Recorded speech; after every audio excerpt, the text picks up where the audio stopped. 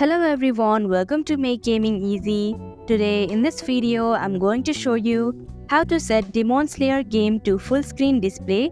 So without any further ado, let's get started. First of all, open Settings application. Now scroll down your screen and go to Apps option. Here tap on Manage Apps. Now in the search bar, type in Demon Slayer. Now in this page, you'll have to scroll down your screen and here you can see full screen mode under advanced settings option.